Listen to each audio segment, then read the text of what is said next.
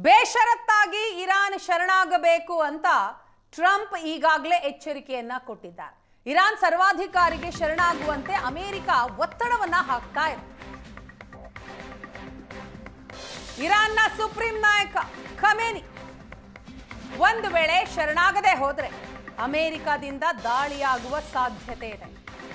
Supreme leader ಅಂತ ಅಡಗಿದ್ದಾನೆ, ಅದೆಲ್ಲವೂ ಕೂಡ ಗೊತ್ತಿದೆ.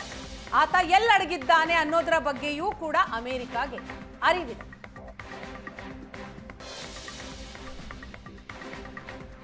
ಆತ ನಮಗೆ ಸುಲಭ ಗುರಿ, ಅಲ್ಲಿ ಆತ ಸುರಕ್ಷಿತವಾಗಿದ್ದಾನೆ, ಸದ್ಯಕ್ಕೆ ಆತನನ್ನ ಕೊಲ್ಲಲು ಮುಂದಾಗಲ್ಲ ಅಂತ ಟ್ರಂಪ್ ಹೇಳಿದ್ದಾರೆ.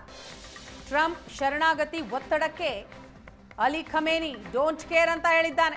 ಯಾವುದೇ ಕಾರಣಕ್ಕೂ ಶರಣಾಗಲ್ಲ ಅಂತ ಖಮೇನಿ ಹೇಳಿರೋದು. ಒಂದು ವೇಳೆ ಯುದ್ಧಕ್ಕೆ ಬಂದ್ರೆ ಅಮೆರಿಕಕ್ಕೆ ಹಾನಿಯಾಗತ್ತೆ ಅಂತಲೂ ಕೂಡ ಖಮೇನಿ ಎಚ್ಚರಿಕೆಯನ್ನ ಕೊಟ್ಟಿದ್ದಾನೆ.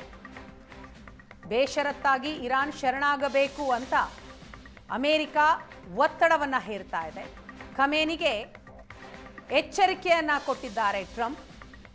ಆದರೆ ಇದನ್ನ ನಿರಾಕರಿಸಿದ್ದಾನೆ ಖಮೇನಿ. ಯಾವುದೇ ಕಾರಣಕ್ಕೂ ಶರಣಾಗಲ್ಲ ಅಂತ ಅಲಿ ಖಮೇನಿ ಹೇಳಿರೋದು. ಯುದ್ಧಕ್ಕೆ ಬಂದ್ರೆ, ಒಂದು ವೇಳೆ ಯುದ್ಧಕ್ಕೆ ಬಂದ್ರೆ ಅಮೆರಿಕಾಗೆನೆ ಹಾನಿಯಾಗತ್ತೆ, ಹುಷಾರ್ ಅನ್ನುವಂತಹ ಸಂದೇಶವನ್ನ, ಎಚ್ಚರಿಕೆಯನ್ನ ಖಮೇನಿ ಟ್ರಂಪ್ಗೆ ಕೊಟ್ಟಿದ್ದ.